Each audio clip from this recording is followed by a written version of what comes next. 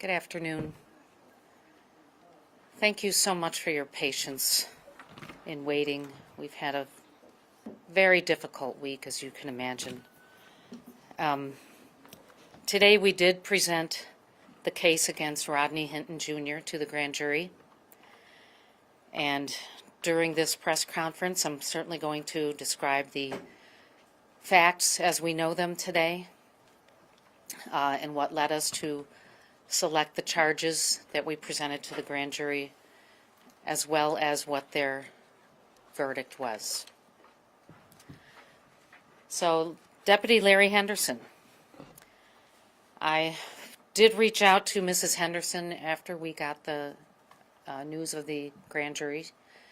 I wasn't able to reach her personally, so I unfortunately had to leave a message on her phone, and that is the most difficult message you can leave for someone on their phone. I also offer my sympathy to the Sheriff's Department and the entire law enforcement world here in this community. I know they're all grieving.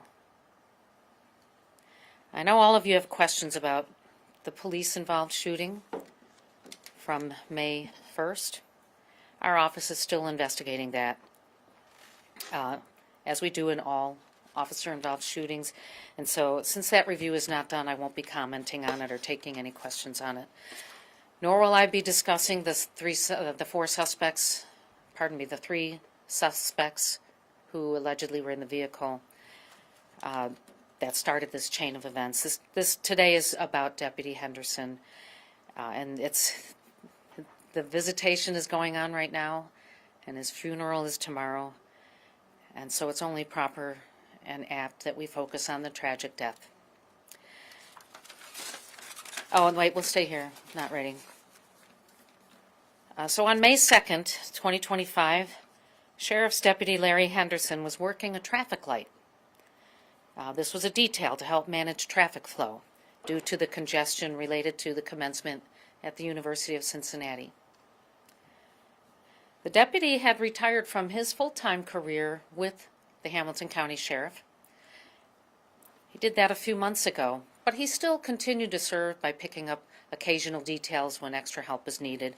And on May 2nd, he chose to accept a special detail to help direct traffic caused by UC's graduation.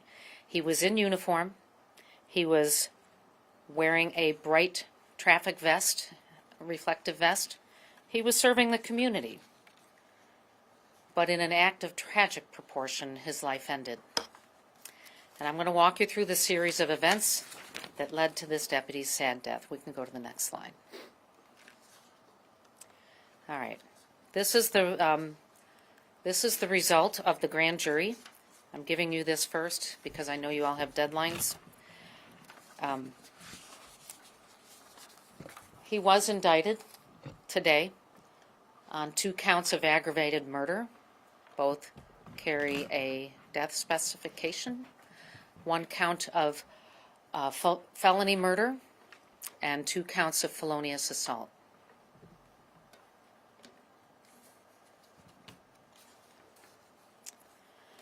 Next slide, please. I'm going to go through the chain of events that led up to this tragedy. So at 9:30, I'm just going to step away and point to the map. Here and here. So at the bottom left of the slide, this is where Rodney Hinton Jr., along with his family, they went to the Cincinnati Police Department to meet with the chief, and the police had decided to show them the body cam footage involving the death of his son, Ryan Hinton. They meet with the chief there. At 9:51 a.m., Hinton, and when I say Hinton henceforth, that means Rodney Hinton Jr., the defendant herein. Mr. Hinton was so upset, he left the building. At 10:37, so almost 50 minutes later, the family that was with him comes out of the building and they all leave in one car. Mr. Hinton left his vehicle there because he was upset. The family drives him up to Findlay Market, where they suggest he gets something to eat, and he declined. After that, they go to the home of a family member. Mr. Hinton takes a 30-minute nap.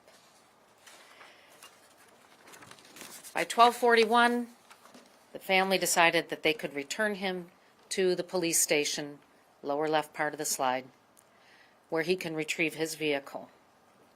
And at 10:44, Hinton drives out of the parking lot, but his family follows him. Hinton drives back to the police department and drives through the parking lot. His family is still following him. At 12:50, he leaves, drives up Clifton Avenue. His family is still following him. Turns onto Martin Luther King Drive. Family members still follow. There's a lot of traffic and congestion. Hinton pulls into the right lane. You're right by campus there. And at 1:05 p.m., Deputy Henderson is hit. Now we're going to walk through the last tragic seconds with the next slide. So this is a street view where you see the intersection.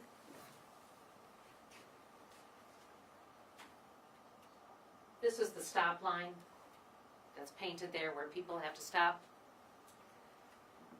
This is the unused middle lane, which up here is designated as a left turn only lane. These little plastic things are called delineators. They're just there to keep people from swerving into oncoming traffic. Here, this light pole, that's where Deputy Henderson was standing. A lot of the traffic enforcement people say that's a prime spot to stand because it has a tree for shade, and if it's hot, you get a little shade. And also, it's on a concrete triangle, so you're not in the road. So it's considered a pretty safe place to stand. And that's where he was standing. He was working a traffic light indicator to help ease congestion. And this photo does show it a little bit, but everything's on a hill near the University of Cincinnati, and this road is no different. We're looking down the hill. All right, next slide, please. So this is the aerial view, and I just want to show a couple things to you. So I pointed out this unused lane in the middle. You can see it all across Martin Luther King Drive. And you can also see if you, I think you're all going to get a packet of these, but you can see that where the left turn lane is here. And you might be able to ascertain where those plastic delineators are. So we know that Rodney Hinton turned onto Martin Luther King Jr. Drive. Initially, he pulled into the right lane. Family was still behind him. Then he pulls into the left lane. And then he stopped in that center unused lane. And I'm sorry, I don't have that exact location for you. But as he moves on up, he's just waiting there. Pardon me. He waits there. There's no place to turn. There's no signal there. He's just in that unused lane.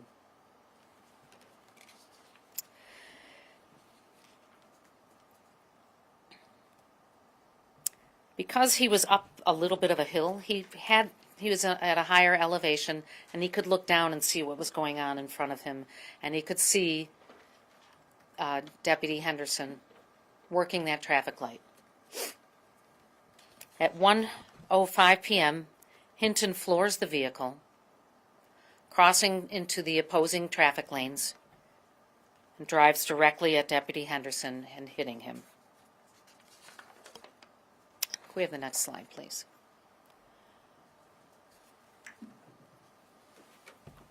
Here's the left turn arrow right there. So he went through this. The family, keep in mind, is watching all this happen. It's a clear view, straight as an arrow. He never veers off course. He never slows down. He aimed his vehicle toward the place of impact. He drove around the left side of those delineators. And he hit the deputy. In addition, while he was paused in that unused center lane, there was traffic coming. He didn't make his move until the oncoming traffic had cleared, and he had an open road ahead of him.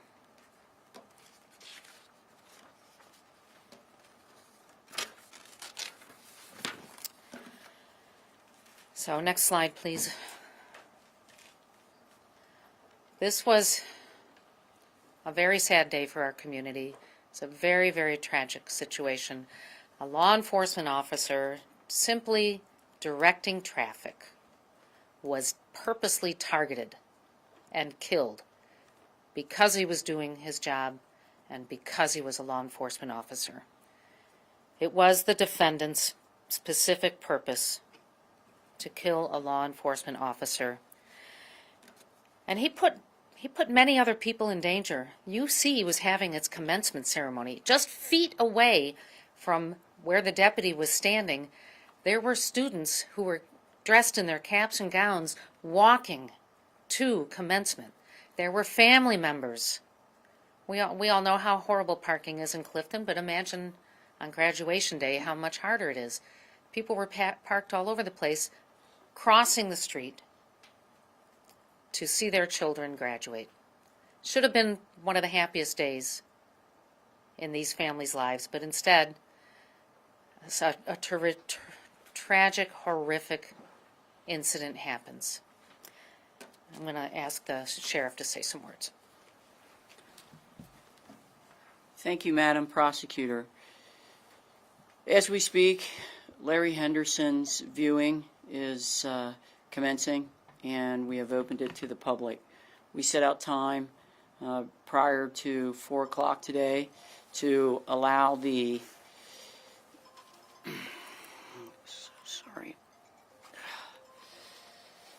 to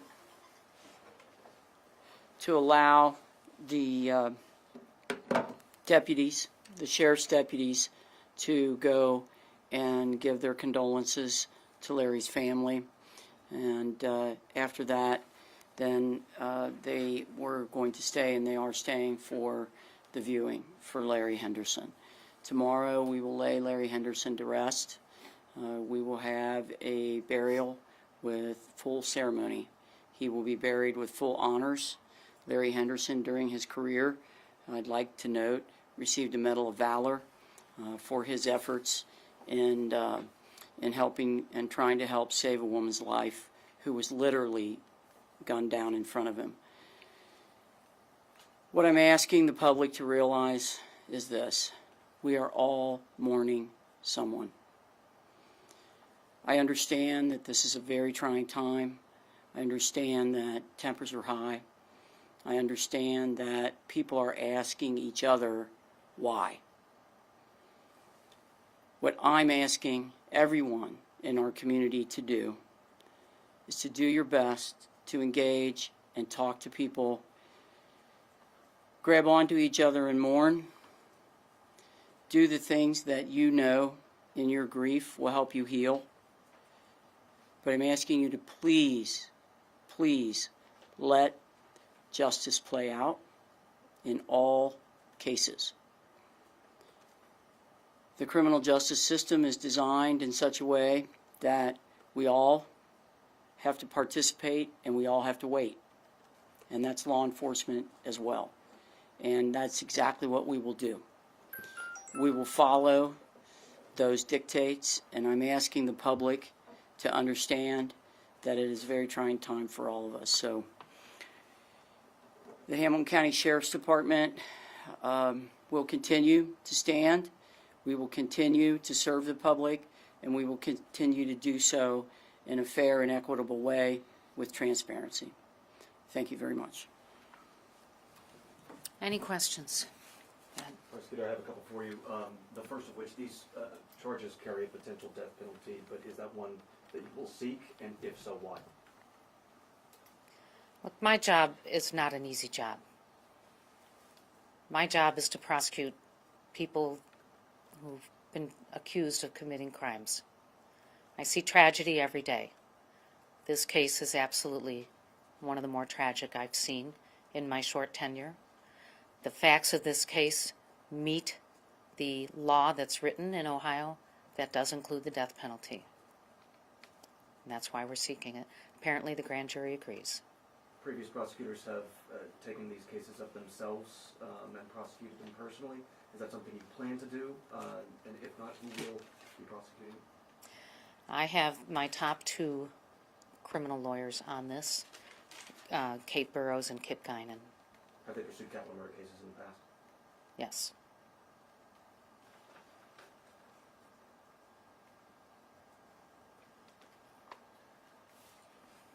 Your Yes. thoughts on seeking death penalty on this case?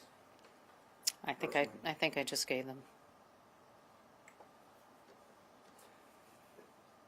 This is novel. The judge that heard Hitton's In room A? case just the other day, said it was something unprecedented, something he's never seen before. Can you just comment on the nature of this case, essentially a police shooting leading to what appears to be an act of retribution? Do you see it that way? And can you comment on the unprecedented nature of this case? I can only tell you that I've never seen someone hunted down and killed like this. And I think Judge Yates was expressing that astonishment as well, that this is something unlike we've ever seen before. We do have laws to protect the accused. We have laws to protect the families as well. And we have laws to protect everybody who's going about their business. But when we have someone who's just showing up to work, doing his job to protect and serve, and is killed for that, it's reprehensible. Sheriff McGuffey, I do have one question for you as well, if you don't mind. Given that this case is going to be pursued as a death penalty case, what do you think of that? Multiple people from former FOP officers, things along those lines, have called for it to be pursued as a death penalty case. But what are your thoughts on the death penalty being applied here? I stand with the prosecutor. I am the sheriff of Hamilton County. I have sworn to uphold the law, and the prosecutor is following the grand jury and all of the processes that are played out in the criminal justice system. I don't touch every one of those systems. What I do is enforce laws, and I stand for law enforcement. I stand for transparency.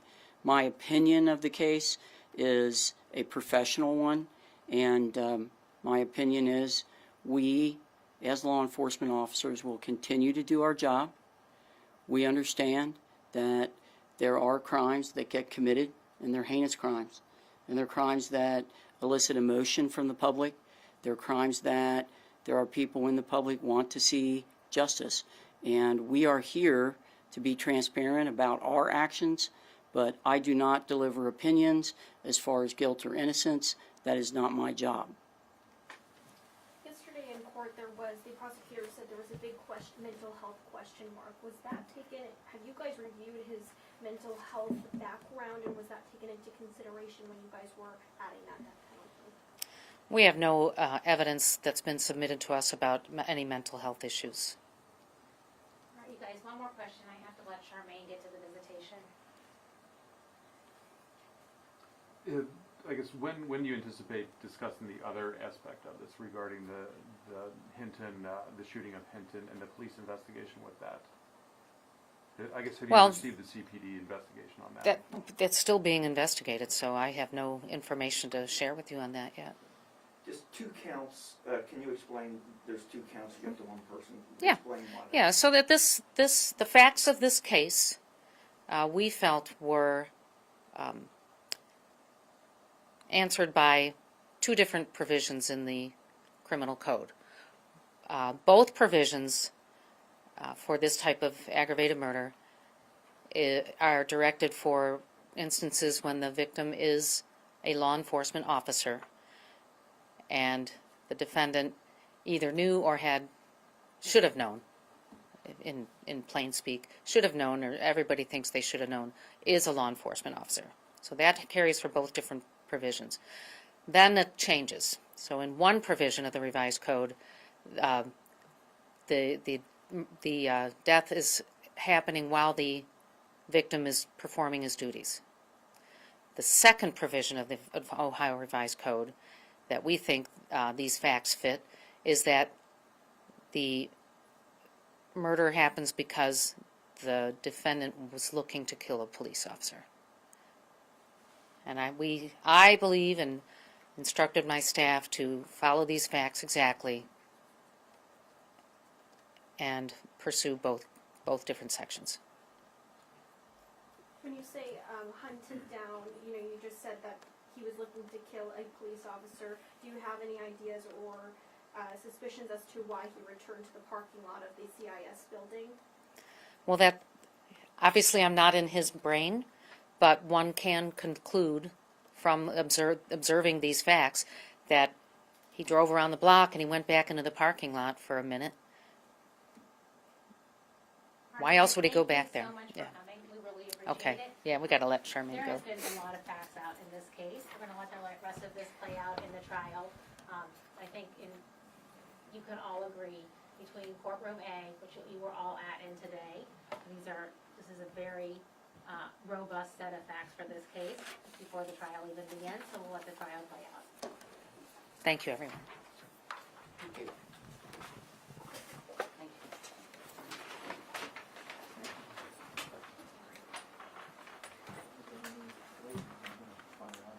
Okay, I'm sorry. What's so long? Will she be, I guess, doing an update when she does get the investigation from CPD? Oh, obviously, yes, we will be. There's just as many people who are looking for the answers in this case. In that case, there are laws on how quickly you have to move.